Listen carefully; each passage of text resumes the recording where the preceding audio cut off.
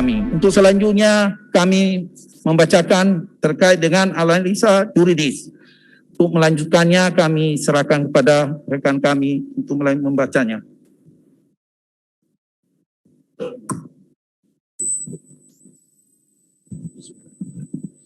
Majelis Hakim yang kami hormati, saudara penasihat hukum yang terhormat dan pengunjung sidang yang kami hormati. Setelah kami uraikan fakta-fakta yang terungkap di persidangan dari keterangan saksi, surat, petunjuk, keterangan terdakwa, sebagaimana telah diuraikan, maka tibalah kami untuk membuktikan unsur-unsur tidak pidana yang didakwakan. Mengingat bahwa dakwaan diajukan ke persidangan dengan dakwaan alternatif, maka dalam perkara ini kami akan membuktikan dakwaan alternatif pertama, yaitu pasal 93 Undang-Undang RI nomor 6 tahun 2018 tentang kekarantinaan kesehatan. Unsur yang pertama, setiap orang.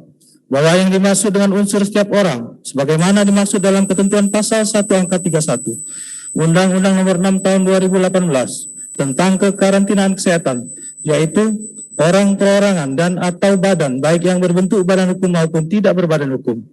Bahwa karena yang kami ajukan sebagai terdakwa dalam perkara ini adalah terdakwa Muhammad Rizik bin Hussein Shihab alias Habib Muhammad Rizik, bukan badan, baik yang berbentuk badan hukum maupun tidak berbadan hukum, maka unsur setiap orang di sini menunjuk kepada pelaku tindak pidana sebagai manusia yang merupakan subjek hukum yang mempunyai hak dan kewajiban serta cakap dan mampu untuk mempertanggungjawabkan perbuatannya di hadapan hukum. Bahwa berdasarkan dakwaan penuntut umum, orang yang diajukan sebagai terdakwa dalam perkara ini adalah terdakwa Muhammad Rizik bin Hussein Shihab alias Habib Muhammad Rizik, dan kebenaran identitasnya telah diakui oleh saksi-saksi dan terdakwa Muhammad Rizik bin Hussein Shihab alias Habib Muhammad Rizik sendiri di persidangan, serta ternyata pula terdakwa sehat jasmani dan rohani yang selama proses persidangan terdakwa dapat menjawab dengan baik semua pertanyaan yang diajukan kepadanya, sehingga terdakwa tergolong mampu secara hukum dan perbuatannya untuk dapat dipertanggungjawabkan di muka hukum apabila perbuatannya tersebut memenuhi semua unsur dari pasal yang didakwakan kepadanya. Oleh karenanya, menurut kami jaksa penuntut umum berpendapat bahwa unsur setiap orang telah terpenuhi. Dengan demikian unsur ini telah terbukti dan terpenuhi. Unsur yang tidak mematuhi penyelenggaraan kekarantinaan kesehatan sebagaimana dimaksud dalam pasal 9 ayat 1. Bahwa yang dimaksud dengan kekarantinaan kesehatan sebagaimana dimaksud dalam pasal 1 angka 1 Undang-Undang nomor 6 tahun 2018 tentang kekarantinaan kesehatan adalah upaya mencegah dan menangkal keluar atau masuknya penyakit dan atau faktor risiko kesehatan masyarakat yang berpotensi menimbulkan kedaruratan kesehatan. Bahwa yang dimaksud dengan karantina sebagaimana dimaksud dalam pasal 1 angka 6 Undang-Undang nomor 6 tahun 2018 tentang kekarantinaan kesehatan adalah pembatasan kegiatan dan atau pemisahan seorang yang terpapar penyakit menular sebagaimana ditetapkan dalam peraturan perundang-undangan meskipun belum menunjukkan gejala ataupun sedang berada dalam masa inkubasi, dan atau pemisahan peti kemas, alat angkut atau barang apapun yang diduga terkontaminasi dari orang atau barang yang mengandung penyebab penyakit atau sumber bahwa kontaminasi lain untuk mencegah kemungkinan penyebaran ke orang lain dan atau barang sekitarnya. Adapun jenis kekarantinaan kesehatan menurut Undang-Undang nomor 6 tahun 2018 tentang kekarantinaan kesehatan yaitu: pertama, karantina rumah; kedua, karantina rumah sakit; ketiga, karantina wilayah; keempat, pembatasan sosial berskala besar. Bahwa karantina mandiri selama 14 hari, menerapkan physical distancing, memakai masker dan menerapkan perilaku hidup sehat bersih bagi warga negara Indonesia yang baru datang luar negeri, sebagaimana Surat Edaran Menteri Kesehatan Nomor HK 02/303 tanggal 22 Mei 2020 tentang protokol kesehatan, penanganan kepulangan WNI dan kedatangan WNA dari luar negeri di pintu masuk negara dan wilayah pada situasi PSBB adalah termasuk dalam kategori pembatasan sosial berskala besar. Bahwa dimaksud dengan pembatasan sosial berskala besar dalam pasal 1 angka 11 Undang-Undang nomor 6 tahun 2018 tentang kekarantinaan kesehatan adalah pembatasan kegiatan tertentu penduduk dalam satu wilayah yang diduga terinfeksi penyakit dan atau terkontaminasi sedemikian rupa untuk mencegah kemungkinan penyebaran penyakit atau kontaminasi. bahwa kewajiban seseorang untuk mematuhi PSBB sebagaimana diatur dalam ketentuan pasal 9 ayat 1 dan 2 Undang-Undang Nomor 6 Tahun 2018 tentang kekarantinaan kesehatan yang berbunyi ayat 1, setiap orang wajib mematuhi penyelenggaraan kekarantinaan kesehatan, dan ayat 2, setiap orang yang berkewajiban ikut serta dalam penyelenggaraan kekarantinaan kesehatan. Bahwa berdasarkan ketentuan pasal 5 ayat 1 Peraturan Pemerintah Nomor 21 Tahun 2020 tentang PSBB dalam rangka percepatan penanganan coronavirus disease 2019 menyebutkan dalam hal pembatasan sosial berskala besar telah ditetapkan oleh Menteri yang menyelenggarakan urusan pemerintahan di bidang kesehatan, pemerintah daerah wajib melaksanakan dan memperhatikan ketentuan sebagaimana diatur dalam Undang-Undang Nomor 6 Tahun 2018 tentang kekarantinaan kesehatan. Bahwa dalam penyelenggaraan PSBB tersebut, kemudian dibentuklah Satuan Tugas COVID-19 antara lain, berdasarkan keputusan Presiden Nomor 12 Tahun 2020 tentang penetapan bencana non-alam penyebaran coronavirus disease 2019 sebagai bencana nasional 13 April 2020. Surat Edaran Menteri Dalam Negeri Nomor 440 tentang pembentukan Satuan Tugas Penanganan Coronavirus disease 2019 dan keputusan Bupati Bogor Nomor 360 Garing per UU 2020 tentang pembentukan Satuan Tugas Penanganan Coronavirus 2019 yang mempunyai tugas-tugas sebagai berikut. 1. Melaksanakan dan mengendalikan implementasi kebijakan strategis yang berkaitan dengan penanganan COVID-19 di Kabupaten Bogor. 2. Menyelesaikan permasalahan pelaksanaan kebijakan strategis yang berkaitan dengan penanganan COVID-19 di Kabupaten Bogor. C. Melakukan pengawasan pelaksanaan kebijakan strategis yang berkaitan dengan penanganan COVID-19 di Kabupaten Bogor. D. Menetapkan melaksanakan kebijakan serta langkah-langkah lainnya diperlukan dalam rangka percepatan penanganan COVID-19 di Kabupaten Bogor. Selanjutnya, dalam hukum pidana, kesalahan dapat berupa kesengajaan atau dolus, atau kelalaian, atau kulpa. Terkait perkara dapat dipidananya seseorang, selain ada tindak pidana juga mensyaratkan adanya kesalahan. Kedua hal tersebut merupakan pertanggungjawaban pidana atau criminal liability. Sebagaimana azas hukum pidana, tidak ada pidana tanpa kesalahan atau Gestaft School. Dengan demikian harus ada dua unsur untuk adanya pertanggungjawaban pidana, meliputi adanya tindak pidana dan kesalahan. Kesalahan adalah terdapatnya keadaan psikis tertentu pada seseorang yang melakukan tindak pidana dan adanya hubungan antara keadaan tersebut dengan perbuatan yang dilakukan. Teguh Prasetyo 2014 halaman 79. Adapun yang dimaksud dengan unsur kesalahan sebagai berikut. Ada tindak pidana. B. Oleh orang yang mampu bertanggung jawab. C. Ada hubungan batin antara orang dan tindak pidana, baik sengaja maupun lalai. D. Tidak ada alasan pemaaf. Kesengajaan, dolus atau offset memiliki tingkatan atau gradasi, 3 tingkatan atau gradasi, yaitu sengaja sebagai tujuan, sengaja dengan kesadaran pasti akan berhasil, dan sengaja dengan kesadaran atau kemungkinan akan berhasil. Sedangkan kelalaian atau kealpaan atau kulpa meliputi dua hal, yaitu kealpaan yang disadari atau akibat yang secara primer tidak dikehendaki, dianggap dengan sembrono, tidak akan terjadi kealpaan yang tidak disadari. Orang tidak berpikir meskipun dia seharusnya berpikir. Bahwa dalam hal unsur sengaja atau kelalaian secara eksplisit tidak ada dirumuskan dalam unsur pasal, maka unsur pasal kesengajaan atau unsur kelalaian tersebut tidak perlu dibuktikan. Yang terpenting bahwa unsur pasal yang dirumuskan seluruhnya terpenuhi pada pembuktian pasal tersebut telah terpenuhi.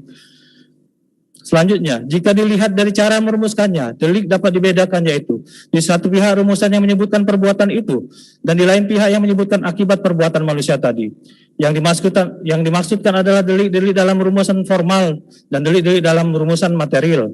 Delik formal menekankan pada perbuatan, terlepas dari akibat yang mungkin timbul. Perbuatan itu sendiri dengan larangan atau perintah yang sudah dapat dipidana. Contoh pasal 362 KUHP, barang siapa mengambil barang sesuatu yang seluruhnya atau sebagian kepunyaan orang lain dengan maksud untuk dimiliki secara melawan hukum, diancam karena pencurian dengan pidana penjara paling lama 5 tahun atau pidana denda paling banyak Rp900. Pada delik material yang dilarang dan dapat dipidana adalah menimbulkan akibat tertentu. Contohnya pasal 359 KUHP, bahwa dilihat dari cara melakukannya delik tindak pidana yang dapat terjadi karena melakukan suatu tindakan yang dilarang atau delikta komisionis, atau tidak melakukan suatu tindakan yang diharuskan oleh undang-undang atau delikta omissionis, atau campuran dari keduanya atau delikta komisionis per omissionem commissa. Delik komisionis adalah delik yang berupa pelanggaran terhadap sesuatu yang dilarang undang-undang. Delik ini dilakukan dengan aktif, misalnya membunuh pasal 338 KUHP, mencuri pasal 362 KUHP, menipu pasal 378 KUHP, menggelapkan pasal 372 KUHP. Delik omisionis adalah delik yang berupa pelanggaran terhadap perintah, tidak melakukan sesuatu yang diharuskan diperintahkan. Delik-delik omisi sukar dipikirkan dalam bentuk rumusan material, sehingga merupakan delik formil. Profesor Dr. Skip Master Hukum Pidana Liberty Yogyakarta 1995 halaman 32. Contoh delik omisi pasal 164 KUHP, tidak segera melaporkan adanya suatu permufakatan jahat yang diketahuinya. Pasal 224 KUHP, tidak memenuhi panggilan sebagai saksi ahli atau juru bahasa. Pasal 531 KUHP, tidak menolong orang yang memerlukan pertolongan. Delik komisionis per omisionem komisa adalah kelalaian terhadap suatu kewajiban yang menimbulkan suatu akibat. Contohnya adalah pasal 359 KUHP. Bahwa dalam rumusan delik pasal 93 Undang-Undang Nomor 6 Tahun 2018 tentang kekarantinaan kesehatan, terdapat dua delik. Pertama, rumusan setiap orang yang tidak mematuhi penyelenggaraan kekarantinaan kesehatan sebagaimana dimaksud dalam pasal 9 ayat 1. Ini adalah delik omisi atau tidak melakukan sesuatu yang diwajibkan atau diharuskan oleh undang-undang. Delik omisi selalu dirumuskan secara formil karena menitik beratkan pada tindakan. Profesor Odi Umar Sarip Hairis, Prinsip-Prinsip Hukum Pidana, Cahaya Atma Pustaka Yogyakarta 2014 halaman 138. Dengan perumusan omisionis secara formil maka tidak perlu membuktikan akibatnya. Yang kedua adalah rumusan setiap orang yang menghalang-halangi penyelenggaraan kekarantinaan kesehatan masyarakat sehingga menyebabkan kedaruratan kesehatan masyarakat. Delik ini adalah delik komisionis atau melakukan perbuatan yang dilarang oleh undang-undang yang dirumuskan secara material, di mana akibatnya adalah terjadinya kedaruratan kesehatan masyarakat.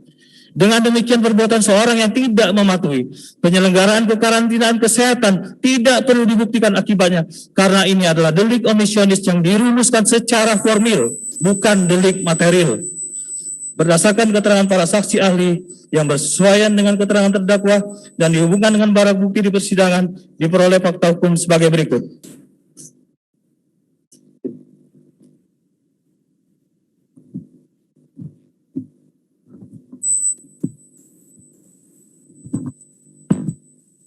Bahwa benar pada tanggal 9 November 2020 terdakwa Muhammad Rizik bin Hussein Shihab alias Habib Muhammad Rizik bersama dengan istri dan anak perempuannya berangkat dari Arab Saudi menuju ke Indonesia dan tiba di Indonesia melalui Bandara Udara Internasional Soekarno-Hatta, Cengkareng pada tanggal 10 November 2020. Bahwa pada saat terdakwa Muhammad Rizik bin Hussein Shihab masih berada di Arab Saudi menjelang kepulangannya, terdakwa mengumumkan rencana kepulangannya dan beberapa agenda kegiatan yang akan terdakwa Muhammad Rizik bin Hussein Shihab alias Habib Muhammad Rizik lakukan setibanya di tanah air, yang diantaranya disiarkan di salah satu channel YouTube Kompas TV tanggal 4 November 2020 yang isi pengumumannya diantaranya kurang lebih sebagai berikut. Pengumuman kedua, insya Allah pesawat kami akan mendarat tiba di Bandara Cengkareng hari Selasa tanggal 10 November 2020 jam 9 pagi waktu Jakarta di Terminal 3 Bandara Cengkareng, insya Allah. Kemudian yang ketiga yang juga ingin kami sampaikan, insya Allah setelah kami mendarat, kami sekeluarga dari bandara akan langsung ke rumah kediaman kami di Petamburan, Jakarta Pusat. Kami akan beristirahat di sana dari hari itu sampai Rabu dan Kamis, yaitu tanggal 11 dan 12 November tahun 2020, insya Allah.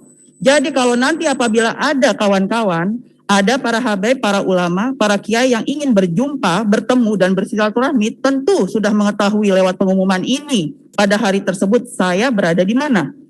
Nah, kemudian yang keempat, insya Allah pada hari Jumat subuh tanggal 13 November 2020, saya dan kawan-kawan akan sholat subuh, akan ikut melaksanakan sholat subuh dan menghadiri acara Maulid Nabi Muhammad SAW di tempat kediaman guru kami tercinta, yaitu Syairi wa Murabbi Syaidil Walid Al-Habib bin Abdurrahman As-Segaf di wilayah Tebet, Jakarta Selatan.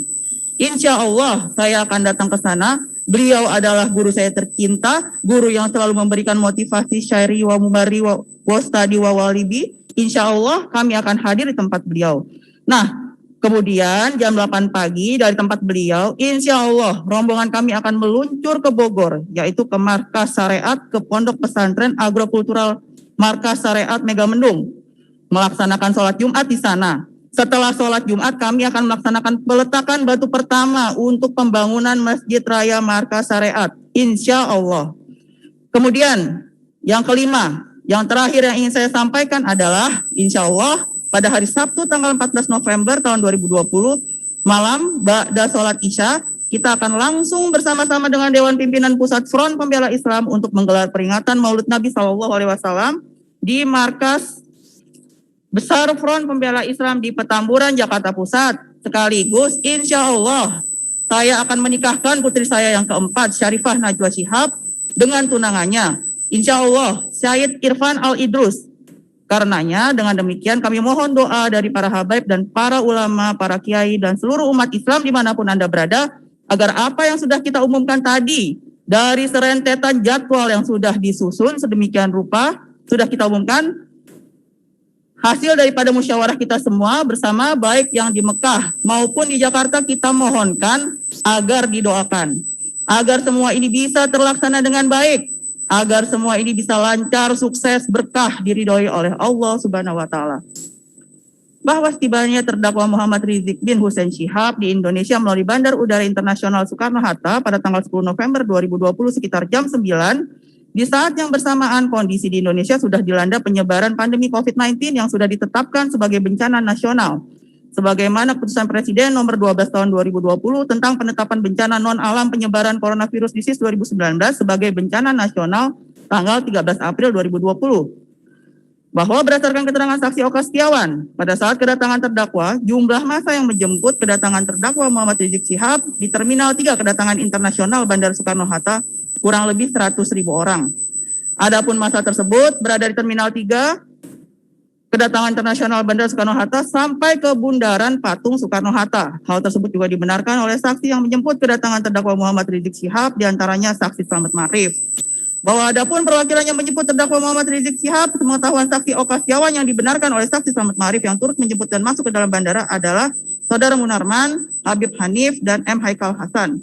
Bahwa yang dilakukan oleh Saudara Munarman, Habib Hanif, dan M. Haikal Hasan selaku pimpinan massa yang menjemput terdakwa Muhammad Rizik Shihab meminta untuk masuk ke dalam gedung terminal. Setelah melakukan negosiasi dengan pihak Komite Keamanan Bandara Soekarno-Hatta, diizinkan masuk sebanyak 10 orang dengan dikawal ketat, serta mengikuti protokol kesehatan dan sesuai dengan SOP yang berlaku di Bandara Soekarno-Hatta. Selain itu, pihak Komite Keamanan meminta untuk massa yang menjemput lainnya untuk mundur dan memberikan jalan, yang akhirnya terjadi pendorongan oleh massa yang menjemput yang mengakibatkan kerusakan fasilitas umum seperti tanaman, kursi tunggu, dan hoarding yang menjadi rusak dan tidak dapat dipergunakan lagi dengan total kerugian sekitar 16 juta rupiah. Bahwa massa yang melakukan penjemputan terhadap terdakwa Muhammad Rizik Shihab pada tanggal 10 November 2020 di Terminal 3 Kedatangan Internasional Bandara Soekarno-Hatta tidak mematuhi protokol kesehatan sesuai dengan ketentuan aturan yang berlaku pada PSBB, di mana pada saat itu banyak massa yang melakukan penjemputan tidak menggunakan masker, tidak menjaga jarak, dan berkerumun. Hal tersebut rawan terkena COVID-19.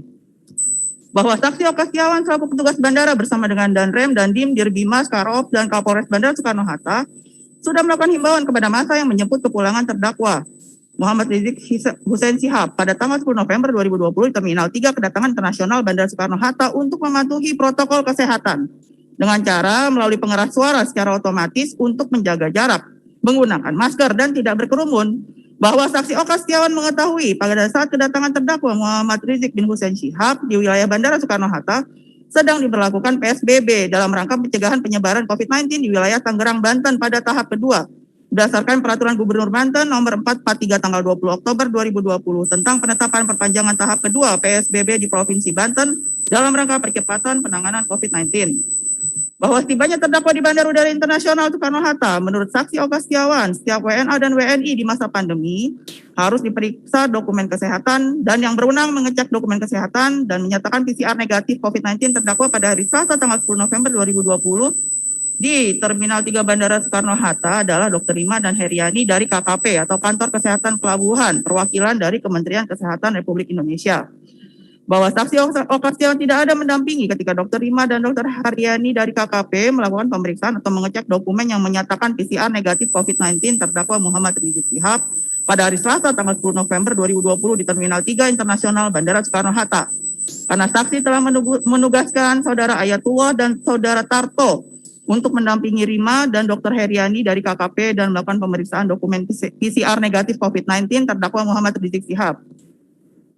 Bahwa oleh pihak KKP, saksi Oka Setiawan telah diberikan dokumen PCR negatif COVID-19 terdakwa Muhammad Rizik bin Hussein Shihab dari pihak Otoritas Kesehatan Arab Saudi yang telah divalidasi oleh pihak KKP dan dari pihak imigrasi mendapatkan data atau foto paspor terdakwa Muhammad Rizik Syihab. Adapun dokumen sebagaimana terdapat dalam surat tuntutan dan dasar dari kantor kesehatan pelabuhan mengeluarkan clearance kesehatan dan kartu kewaspadaan kesehatan atau health alert card adalah surat edaran Menkes nomor PM 0301 Menkes 338 tahun 2020 tanggal 22 Mei 2020 bahwa saksi Oka Setiawan menerangkan berdasarkan surat edaran Menteri Kesehatan nomor HK.02.01 tanggal 22 Mei 2020 tentang protokol kesehatan penanganan kepulangan WNI dan kedatangan WNA dari luar negeri di pintu masuk negara dan wilayah pada situasi PSBB, bahwa setiap WNI yang pulang dari luar negeri membawa health certificate yang berisi hasil pemeriksaan PCR negatif COVID-19, melakukan karantina mandiri selama 14 hari, menjaga jarak, memakai masker, dan menerapkan PHBS. Setelah kedatangan terdakwa melalui Terminal 3 Bandara Internasional Soekarno-Hatta pada hari Selasa tanggal 10 November 2020 sekitar pukul 9, terdakwa wajib melakukan karantina mandiri selama 14 hari di rumahnya sesuai ketentuan tersebut di atas. Bahwa keterangan saksi Oka Setiawan tersebut sesuai dengan keterangan saksi Sundoyo dari Biro Hukum Kementerian Kesehatan Republik Indonesia yang menerangkan bahwa surat edaran Menteri Kesehatan nomor HK.02.01 tanggal 22 Mei 2020 mengatur setiap WNI yang pulang dari luar negeri harus melakukan karantina mandiri selama 14 hari yang secara eksplisit di dalam ketentuan tersebut harus dilakukan di rumah dan pelaksanaan karantina mandiri tersebut adalah merupakan sebuah keharusan. Bahwa dalam keterangan saksi Sundoyo menerangkan bentuk-bentuk karantina kesehatan menurut Undang-Undang Nomor 6 Tahun 2018 tentang karantina kesehatan antara lain yaitu 1. Karantina rumah, 2. Karantina rumah sakit, 3. Karantina wilayah, dan 3. Pembatasan sosial berskala besar atau PSBB. Bahwa karantina mandiri selama 14 hari bagi warga negara Indonesia yang baru datang dari luar negeri sebagaimana surat edaran Menteri Kesehatan nomor HK.02.01 tanggal 22 Mei 2020 tentang protokol kesehatan penanganan kepulangan WNI dan kedatangan WNA dari luar negeri di pintu masuk negara dan wilayah pada situasi PSBB adalah termasuk dalam kategori tindakan PSBB. Bahwa sesuai pasal 9 ayat 1 Undang-Undang Nomor 6 Tahun 2018 tentang karantina kesehatan berbunyi, setiap orang wajib mematuhi penyelenggaraan kesehatan. Bahwa oleh karena jenis karantina kesehatan menurut Undang-Undang Nomor 6 Tahun 2018 tentang karantina kesehatan salah satunya adalah berupa PSBB dan kewajiban untuk melakukan karantina mandiri selama 14 hari adalah merupakan bagian dari bentuk PSBB. Maka dengan tidak mematuhi aturan yang mengatur tentang PSBB adalah merupakan perbuatan yang menyalahi ketentuan pasal 9 ayat 1 yang berbunyi setiap orang wajib mematuhi penyelenggaraan kekarantinaan kesehatan. Bahwa saksi Agus Ridala selaku Kasat Pol PP dan selaku Koordinator Bidang Penegakan Hukum dan Pendisiplinan Satgas COVID-19 Kabupaten Bogor pada hari Rabu tanggal 11 November 2020 mendapat kabar dari Sekretaris Daerah Kabupaten Bogor dalam bentuk selebaran via WhatsApp yang mana isinya penyambutan terdakwa Muhammad Rizik bin Hussein Syihab alias Habib Muhammad Rizik di daerah Gadok. Adapun sepengetahuan saksi awalnya hanya acara penyambutan dan tidak mengetahui akan ada acara peletakan batu pertama dan peresmian studio Markas Syariah Pondok Pesantren Alam Agrokultural Markas Syariah Desa Kuta, Kecamatan Megamendung, Kabupaten Bogor. Adapun isi WhatsApp yang diterima dari Sekretaris Daerah Dr. Burhanuddin yaitu sebagai berikut terlampir dalam surat tuntutan.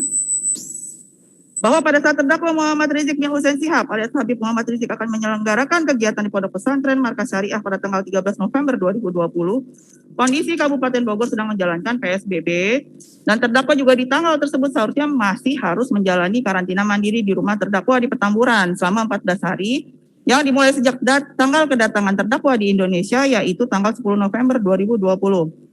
Bahwa pengaturan tentang penyelenggaraan PSBB di Kabupaten Bogor pada saat kegiatan berlangsung yaitu sebagaimana diatur dalam Peraturan Bupati Nomor 60 Tahun 2020 tentang pelaksanaan pembatasan sosial berskala besar pra-adaptasi kebiasaan baru menuju masyarakat sehat, aman, dan produktif di Kabupaten Bogor. Peraturan Bupati Nomor 61 Tahun 2020 tentang protokol kesehatan dalam pelaksanaan pembatasan sosial berskala besar pra-adaptasi kebiasaan baru menuju masyarakat sehat, aman, dan produktif di Kabupaten Bogor. Keputusan Bupati Nomor 443 tentang perpanjangan kelima pemberlakuan PSBB pra-adaptasi kebiasaan baru menuju masyarakat sehat, aman, dan produktif di Kabupaten Bogor. Bahwa pada saat kegiatan berlangsung pada tanggal 13 November 2020, kondisi di Kabupaten Bogor status kedaruratan dalam posisi zona orange atau resiko sedang. Sedangkan untuk Kecamatan Megamendung dalam posisi zona merah atau resiko tinggi. Bahwa pada saat saksi A. Agus Ridalah menerima WhatsApp tersebut, saksi sedang WFH, sehingga saksi memerintahkan kepada Sekretaris Dinas Pol PP Kabupaten Bogor dan Kabid Ketertiban Umum Satpol PP, Saksi Teguh Sugiarto, untuk mengantisipasi segala kemungkinan akan terjadinya pelanggaran prokes. Bahwa sebagai persiapan antisipasi acara kegiatan tersebut, lalu pada tanggal 12 November 2020 malam, Saksi A. Agus Ridala ada memerintahkan Teknis Pol PP untuk mengikuti kegiatan apel malam bersama dengan Polres, Kodim, Dishub, dan Camat Megamendung, yaitu Saksi Andi Rismawan. Bahwa adanya antisipasi sedemikian rupa tersebut dilakukan oleh Satgas COVID-19 di Kabupaten Bogor sebagai upaya persiapan dan antisipasi untuk mencegah terjadinya potensi kerumunan, mengingat terdakwa Muhammad Rizik bin Hussein Shihab alias Habib Muhammad Rizik adalah seorang tokoh yang banyak pengikut dan begitu sangat dikenal. Bahwa selain tim Satgas COVID-19 Kabupaten, tim Satgas COVID-19 Kecamatan dan Kelurahan juga ada melakukan upaya-upaya sedemikian rupa untuk mencegah terjadinya kerumunan dan potensi penularan COVID-19 pada saat penyelenggaraan acara yang diselenggarakan oleh terdakwa tersebut. Bahwa Saksi Andi Rismawan selaku Camat Megamendung dan selaku Ketua Satgas COVID-19 tingkat kecamatan mengetahui akan adanya kegiatan penyambutan terdakwa, yaitu sehari sebelum kegiatan tanggal 12 November 2020 sekitar jam 15.00 waktu Indonesia Barat, di mana saksi mendapat telepon dari Sekda Kabupaten Bogor yang menginformasikan kepada saksi bahwa akan dilakukan kegiatan pengumpulan massa di wilayah Kecamatan Megamendung Kabupaten Bogor, dan meminta kepada saksi untuk melakukan koordinasi dengan pihak Muspika yang kemudian sekitar jam 22 dilakukan apel gabungan yang dihadiri oleh Kabak Ops Res Bogor, Kasat Lantas Res Bogor, Kapolsek Megamendung dan anggota Kapolsek Ciawi dan anggota Kapolsek Cisarua dan anggota Kapolsek Caringin, Kapolsek Cijeruk dan anggota Kepala Dinas Kadishub Kabupaten Bogor, Pol PP Kabupaten Bogor, Teknis Satpol PP Kabupaten Bogor, Camat Megamendung dan Rambil Cisarua, anggota Dalmas Res Bogor, anggota Dalmas Res Sukabumi Kota, anggota Satlantas Res Bogor, anggota Brimopolda Jawa Barat, anggota Satpol PP Kota Bogor, Satpol PP Kecamatan Megamendung, Dishub Kabupaten Bogor, dipimpin oleh Kapolres Bogor. Bahwa Saksi Iwan Relawan selaku Kasih Transtip Pol PP Kecamatan Megamendung menerangkan, adapun upaya Satgas Covid Kecamatan dalam mengantisipasi terjadinya kerumunan dalam acara kegiatan tersebut adalah dengan cara membuat banner pada hari Kamis tanggal 12 November 2020, memasang banner dengan ukuran 1 x 6 meter termasuk umbul-umbul dari sepanjang gadok sampai dengan pos 1 markas syariah yang berisi himbauan menjaga jarak, mencuci tangan, dan memakai masker. Bahwa untuk pemasangan spanduk dan umbul-umbul karena jalur masuk menuju Megamendung banyak, ada yang dari Ciawi, adapun baleho dipasang di depan kantor. Terus yang ke Simpang Pasir Muncang Taksi ada memasang kurang lebih 4 banner dan 12 umbul-umbul. Bahwa selain banner juga dilakukan pemasangan spanduk dengan tulisan diantaranya, jaga diri Anda dan warga Anda dari virus corona atau COVID-19. Gerakan masyarakat sehat menggunakan masker, mencuci tangan dan menjaga jarak Satgas COVID-19 Kecamatan Megamendung Kabupaten Bogor. Anda memasuki wilayah wajib masker. Di sepanjang jalan yang akan dilintasi oleh iring-iringan terdakwa Muhammad Rizik bin Hussein Shihab alias Habib Muhammad Rizik, yaitu dari Jalan Simpang Gadok sampai jalan menuju pesantren.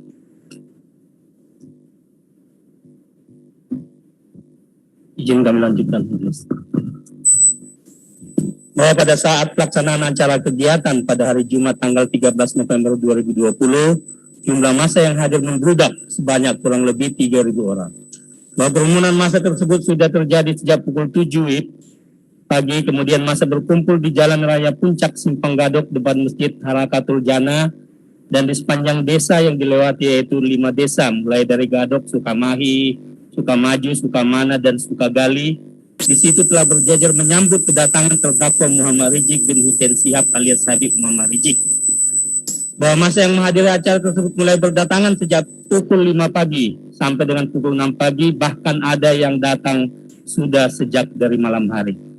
Bahwa pada saat terjadi kerumunan mulai dari Simpang Gadok menuju ke pondok pesantren, petugas COVID-19 Kabupaten Bogor dan Kecamatan Megamendung ada menghimbau kepada massa yang hadir di sepanjang jalan Simpang Gadok sampai ke Jalan Pasir Muncang dengan menggunakan kendaraan dinas Satpol PP yang dilengkapi dengan speaker atau toa sebagai pengarah suara melakukan sosialisasi dengan bunyi himbauan sebagai berikut. Kami himbau kepada warga masyarakat untuk selalu memakai masker, mencuci tangan, dan menjaga jarak untuk menjaga kesehatan penularan virus COVID-19.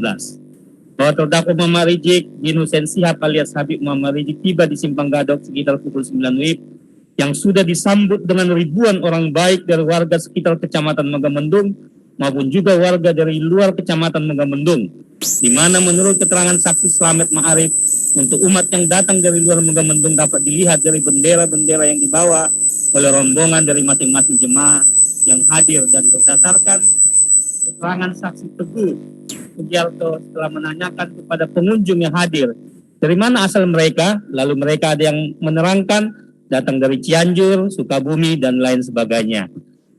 Bahwa pada saat terdakwa tiba di Simpang Gadok, kemudian mobil terdakwa masuk ke dalam kerumunan ribuan orang yang hadir. Lalu terdakwa mengeluarkan badannya melalui sunroof mobil yang dikendarainya sambil terdakwa melambaikan tangannya kepada seluruh orang yang hadir berkerumun pada saat itu. Bahwa ada pun alasan Satgas COVID-19 tidak membubarkan kerumunan yang terjadi karena jumlah massa yang hadir dalam acara tersebut jumlahnya mencapai 3.000 orang, sedangkan anggota tim Satgas Penanganan COVID-19 tingkat Kecamatan Megamendung, Kabupaten Bogor jumlahnya jauh lebih sedikit atau kurang lebih 82 orang. Sehingga untuk menghindari kontak fisik, tim Satgas hanya melakukan himbauan secara tulisan dan lisan saja.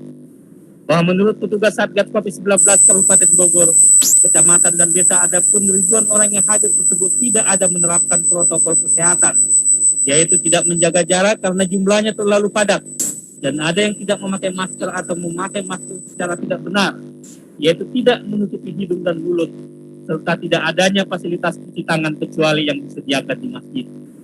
Bahwa ahli epidemiologi Dr. Panji Fortuna dan Dr. Heru Bisono setelah melihat dokumentasi video kerumunan yang ada di Megamendung, mulai dari Simpang Gadok hingga ke Pondok Pesantren Agrokultural Megamendung, dapat meningkatkan kemungkinan terjadinya penyebaran COVID-19 karena kerumunan masyarakat terjadi sambil berdiri tidak menjaga jarak, tidak menggunakan masker, serta masyarakat berteriak sehingga mengeluarkan droplet yang bisa terhirup orang di sekitarnya.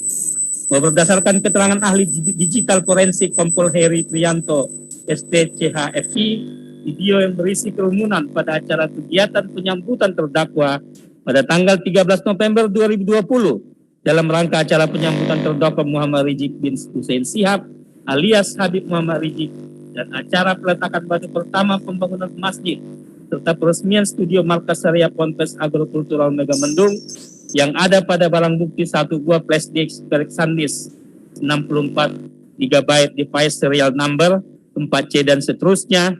Setelah dilakukan pemeriksaan dan analisa menggunakan scientific investigation, maka diperoleh hasil bahwa gambar dalam video yang ada dalam barang bukti tersebut adalah asli. Bahwa selaku pengunjung dari luar pondok pesantren, saksi Slamet Ma'arif bersama rombongan pada saat masuk ke pondok pesantren tidak dilakukan pengecekan kesehatan, baik pengukuran suhu maupun pengecekan rapid antibody maupun swab antigen. Bahwa berdasarkan peraturan Bupati Bogor nomor 61 tahun 2020 tentang protokol kesehatan dalam pelaksanaan pembatasan sosial berskala besar, teradaptasi kebiasaan baru menuju masyarakat sehat, aman dan produktif di Kabupaten Bogor, diatur bahwa protokol kesehatan pondok pesantren secara umum adalah sebagai berikut. 1. Pondok pesantren yang dapat melakukan aktivitas pada masa pandemi COVID-19 di Kabupaten Bogor adalah pondok pesantren yang telah menyampaikan surat pemberitahuan dengan melampirkan rencana protokol kesehatan di lingkungan pondok pesantren kepada gugus tugas percepatan penanganan COVID-19 Kabupaten Bogor. Kedua, melakukan pemeriksaan atau screening zona lokasi tempat tinggal kiai, asatidz, santri, dan pengelola untuk memastikan tempat tinggalnya bukan merupakan epicentrum penularan COVID-19. Ketiga, melakukan pemeriksaan atau screening kesehatan bagi tinggal kiai, asatidz, santri, dan pengelola untuk memastikan kondisi kesehatannya tidak berpotensi untuk menularkan atau tertular COVID-19. Keempat, pondok pesantren menyediakan media sosialisasi dan edukasi untuk mencuci tangan secara teratur dan menyeluruh dengan cara memasang poster, banner, spanduk, atau media lainnya mengenai pentingnya mencuci tangan dan tata cara mencuci tangan yang baik dan benar. Kelima, menyiapkan sarana dan prasarana dengan standar protokol kesehatan. Yang keenam, melakukan pola hidup bersih dan sehat atau PHBS di lingkungan pondok pesantren. Ketujuh, melakukan koordinasi dengan fasilitas kesehatan terdekat. Kedelapan, santri tidak diperbolehkan melakukan kontak dengan pihak di luar lingkungan pondok pesantren. Kesembilan, santri tidak diperbolehkan menerima kunjungan dari pihak keluarga. bahwa seluruh rangkaian acara kegiatan mulai dari penyambutan kedatangan terdakwa di Simpang Gadok, peletakan batu pertama pembangunan masjid dan peresmian studio markas syariah Pondok Pesantren Agrokultural Megamendung berlangsung lebih dari 3 jam, yaitu sejak pukul 9 WIB sampai dengan pukul 21 WIB. Bahwa sebelum kegiatan peletakan batu pertama pembangunan masjid dan peresmian studio markas syariah Pondok Pesantren Agrokultural Megamendung berlangsung, baik terdakwa Muhammad Rizik bin Hussein Sihab alias Habib Muhammad Rizik ataupun pihak pondok pesantren tidak ada yang datang ke Satgas COVID-19 Kabupaten Bogor atau Satgas COVID-19 Kecamatan Megamendung untuk meminta izin kegiatan ataupun untuk membuat pernyataan akan melaksanakan kegiatan dengan memenuhi kesehatan. Bahwa situasi yang terjadi berdasarkan hasil laporan, kegiatan tersebut dihadiri kurang lebih sekitar 3.000 orang dan banyak terjadi pelanggaran prokes, yaitu banyak yang tidak memakai masker, tidak menjaga jarak. Kegiatan berlangsung lebih dari 3 jam. Bahwa berdasarkan keterangan saksi Slamet Ma'arif yang bersangkutan dan rombongan bergerak untuk datang mengikuti kegiatan peletakan batu pertama pembangunan masjid dan peresmian studio markas syariah Pondok Pesantren Agrokultural yang diselenggarakan oleh terdakwa disebabkan karena melihat video di YouTube yang berisi pembunuhan dari terdakwa Muhammad Rizik bin Hussein Sihab alias Habib Muhammad yang akan melaksanakan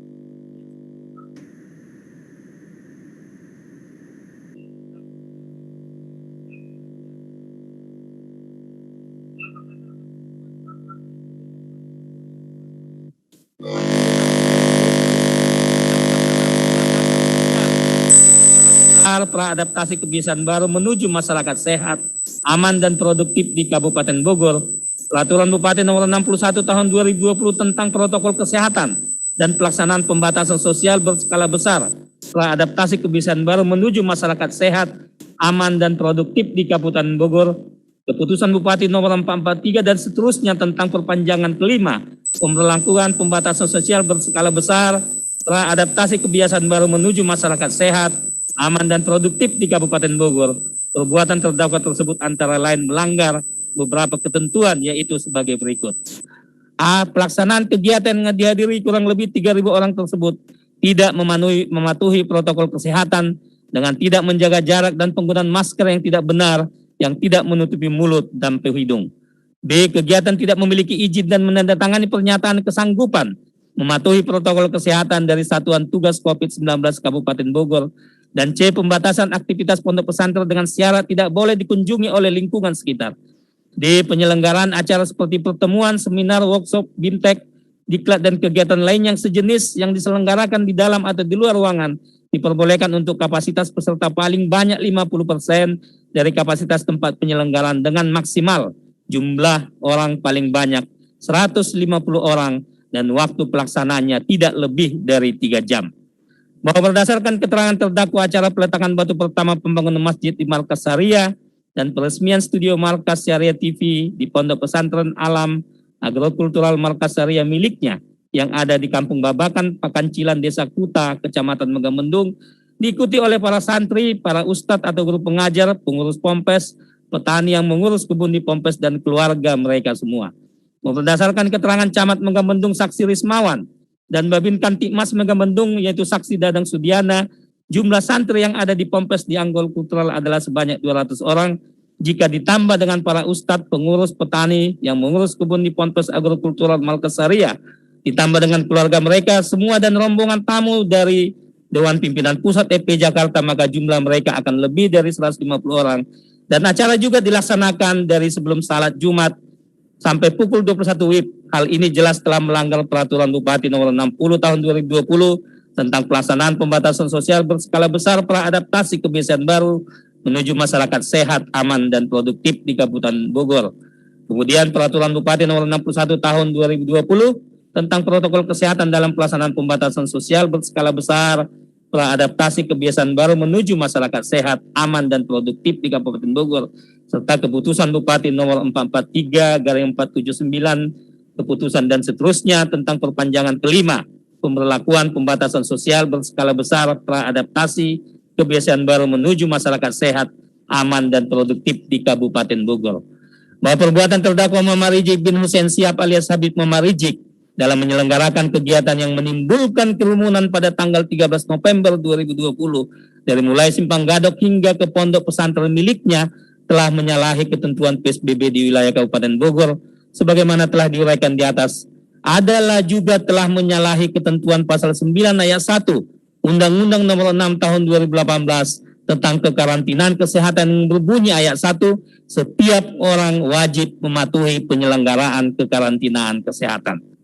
Bahwa dalam hal terdapat perbuatan yang tidak mematuhi penyelenggaraan PSBB sebagai bentuk kegiatan kekarantinaan kesehatan, maka berdasarkan ketentuan pasal 5 ayat 1 PP nomor 21 tahun 2020 menyebutkan, dalam hal pembatasan sosial berskala besar telah ditetapkan oleh menteri yang menyelenggarakan urusan pemerintahan di bidang kesehatan, pemerintah daerah wajib melaksanakan dan memperhatikan ketentuan sebagaimana diatur dalam Undang-Undang Nomor 6 Tahun 2018 tentang kekarantinaan kesehatan.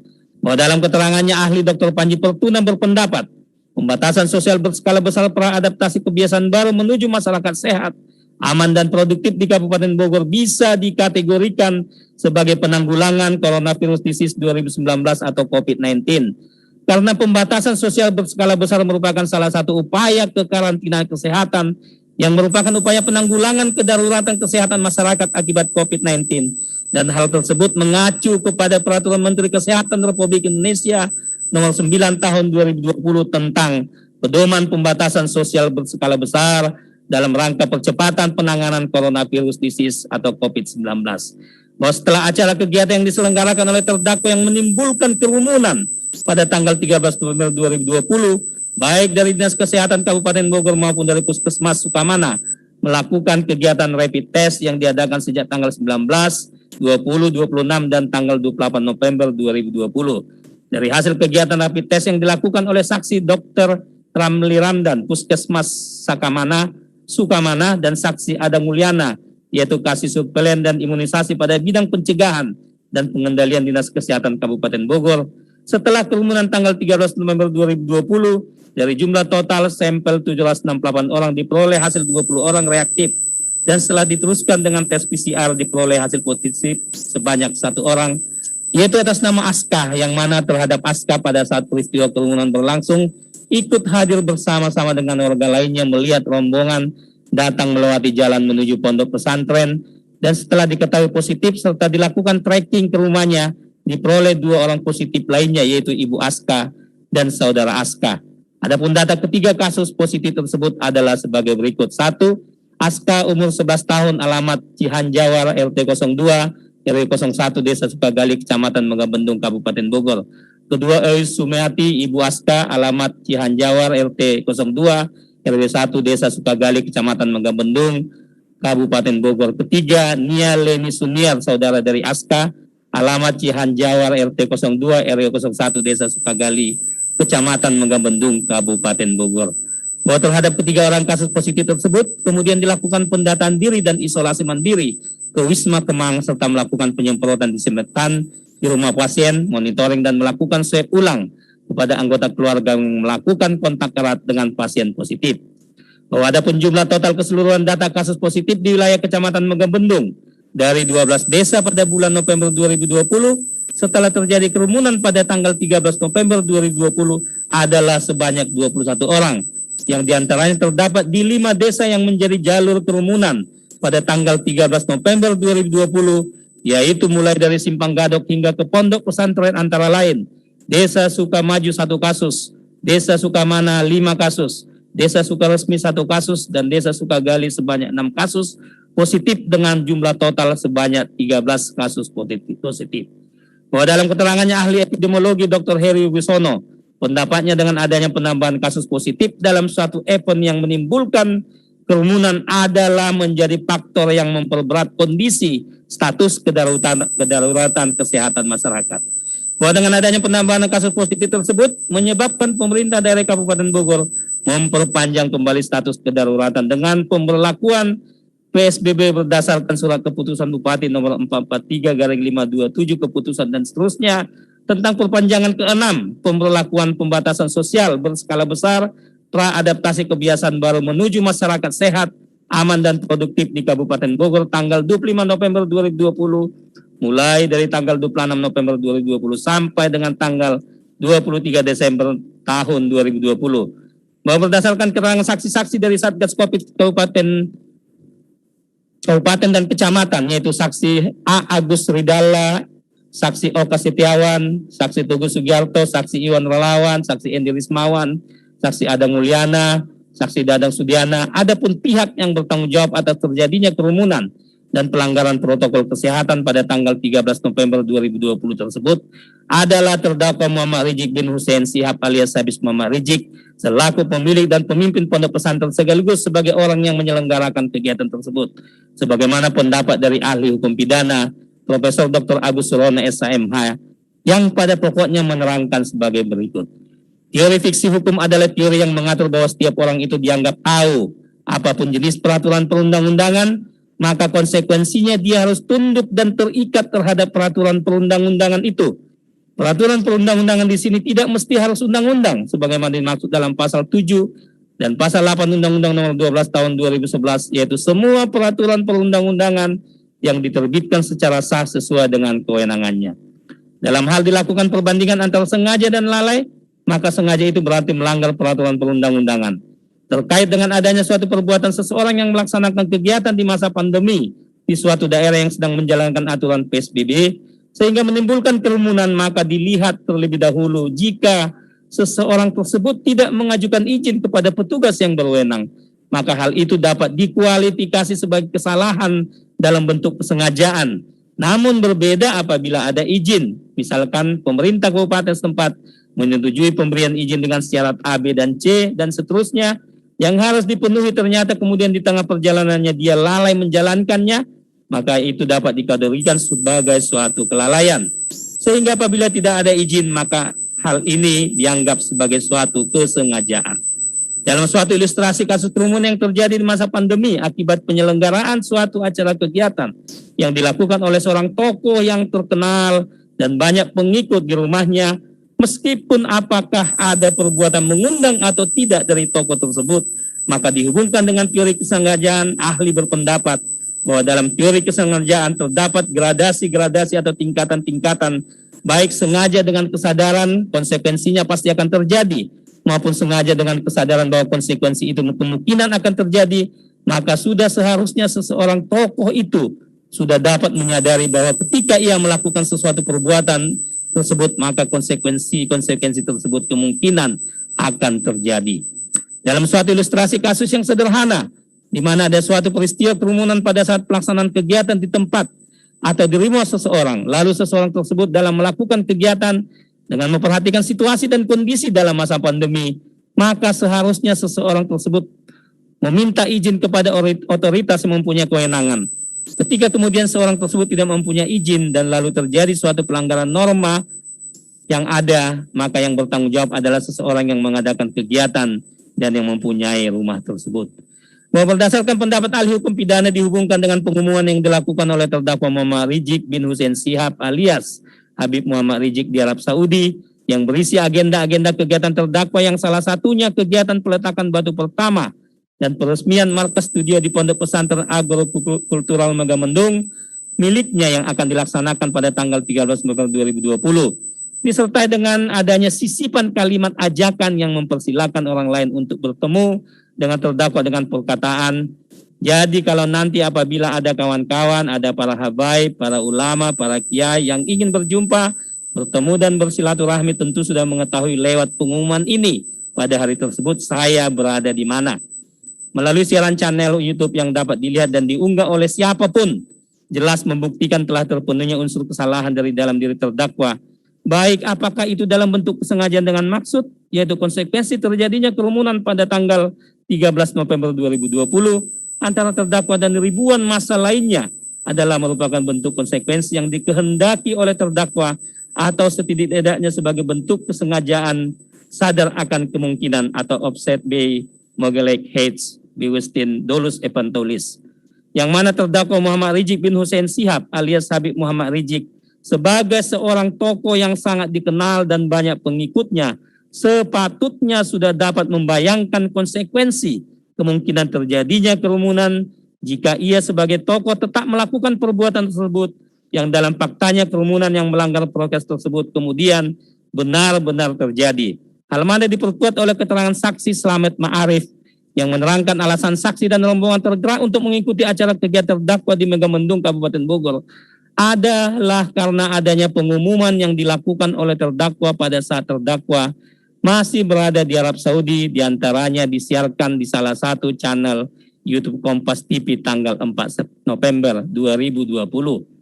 Adapun kesalahan terdakwa lainnya dalam menyalahi ketentuan PSBB terwujud dengan adanya ketidakpatuhan terdakwa dalam mentaati aturan pelaksanaan wajib karantina mandiri selama 14 hari di rumahnya, menerapkan physical distancing, memakai masker dan menerapkan perilaku hidup bersih dan sehat atau PHBS yang harus dilakukan oleh terdakwa setibanya di Indonesia sesuai dengan ketentuan Surat Edaran Menteri Kesehatan nomor HK.02.Menkes/313/2020 tanggal 22 Mei 2020 tentang protokol kesehatan penanganan kepulangan WNI dan kedatangan WNA dari luar negeri di pintu masuk negara dan wilayah pada situasi PSBB.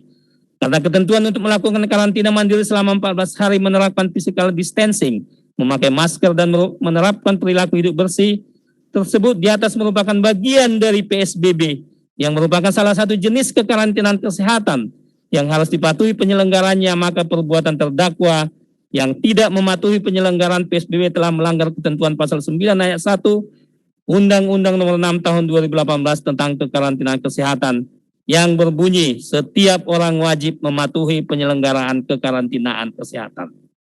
Dengan demikian unsur ini telah terbukti dan terpenuhi. Berdasarkan uraian pembuktian tersebut, maka kami berkeyakinan bahwa semua unsur dalam dakwaan alternatif kedua telah terpenuhi dan terdakwa telah terbukti secara sah dan meyakinkan bersalah melakukan tindak pidana setiap orang yang tidak mematuhi penyelenggaraan kekarantinaan kesehatan sebagaimana dimaksud dalam pasal 9 ayat 1 tersebut. Bahwa selama berlangsung persidangan tidak ditemukan hal-hal yang dapat meniadakan kesalahan terdakwa, baik berupa alasan pembenar maupun alasan pemaaf, sehingga perbuatan terdakwa haruslah dipertanggungjawabkannya.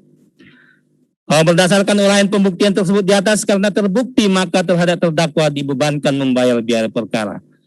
Sebelum kami sampaikan tuntutan pada diri terdakwa, perlu kiranya mengemukakan hal-hal yang kami jadikan pertimbangan dalam mengajukan tuntutan pidana ini, yaitu hal-hal yang memperberatkan. Pertama, terdakwa pernah dihukum sebanyak 2 kali, yaitu dalam perkara pasal 160 KUH pidana pada tahun 2003 dan perkara pasal 170 KUH pidana pada tahun 2008. Kedua, perbuatan terdakwa tidak mendukung program pemerintah dalam percepatan pencegahan COVID-19, bahkan memperburuk kedaruratan kesehatan masyarakat. Ketiga, perbuatan terdakwa mengganggu keamanan dan ketertiban umum serta mengakibatkan keresahan masyarakat.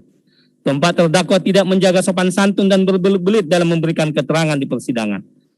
Hal-hal yang meringankan adalah terdakwa diharapkan dapat memperbaiki diri pada masa yang akan datang.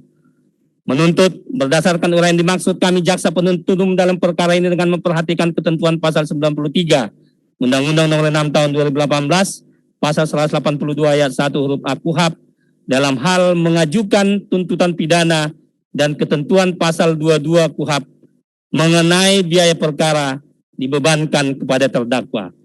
Menuntut supaya Majelis Hakim Pengadilan Negeri Jakarta Timur yang memeriksa dan mengadili perkara ini memutuskan menyatakan terdakwa Muhammad Rizik bin Hussein Shihab alias Habib Muhammad Rizik terbukti secara sah dan meyakinkan bersalah melakukan tindak pidana setiap orang yang tidak mematuhi penyelenggaraan kekarantinaan kesehatan sebagaimana dimaksud dalam pasal 9 ayat 1 sebagaimana diatur diancam pidana dalam dakwaan alternatif pertama pasal 93 Undang-Undang Nomor 6 Tahun 2018 tentang kekarantinaan kesehatan.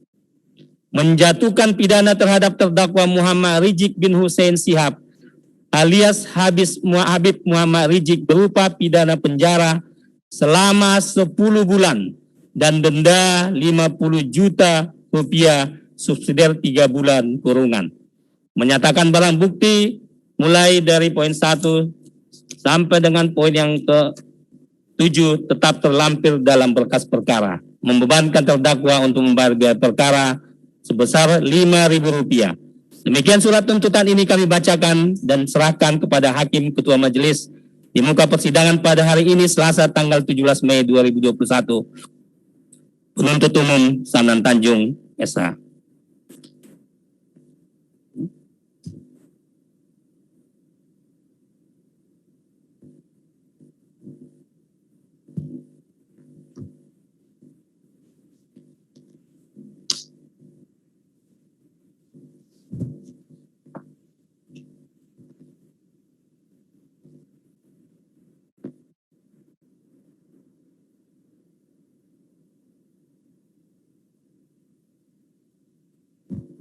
Jadi gitu ya, tuntutan dibacakan penuntut umum tadi, pada pokoknya berpendapat terdakwa terbukti melakukan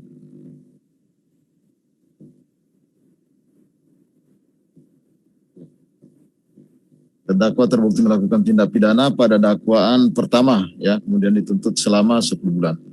Kemudian ini ada saya lihat tanggal ditandatangani, apakah ini tertulis tanggal hari Selasa. Saya lihat dulu.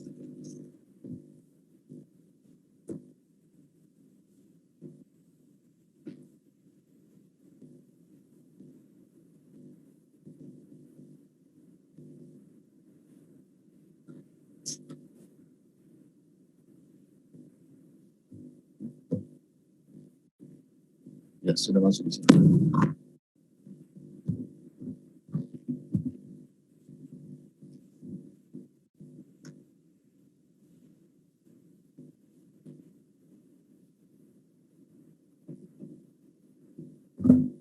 Sudah ada plastis ya? Soft copy-nya Pak Jaksa itu diserahkan ke panitera pengganti? Sudah ya? Ya. Ini karena mau masuk waktu salat maghrib, kita jeda dulu ya untuk salat maghrib, penasihat hukum dan terdakwa. Ya. Ya. Oh ya, sebelum kami tutup, ini langsung kami tanyakan, apakah akan mengajukan pembelaan terhadap tuntutan ini? Ya, Majelis, kami akan menggunakan kesempatan pembelaan sebagaimana yang Majelis sudah tentukan. Ya, baik. Jadi diberikan kesempatan untuk mengajukan pembelaan baik dari terdakwa maupun penasihat hukumnya bisa membuat masing-masing pembelaan. Diberi kesempatan sampai hari Kamis tanggal 20 Mei 2020. Jadi kalau untuk perkara nomor 226 ini sudah selesai untuk hari ini ya. Nanti dibuka kembali pada hari Kamis. Sidang ditutup. Kalau untuk perkara yang satu ya untuk 226 dan 221 dan 22 kita skor sampai selesai salat maghrib. Ya, sidang diskor.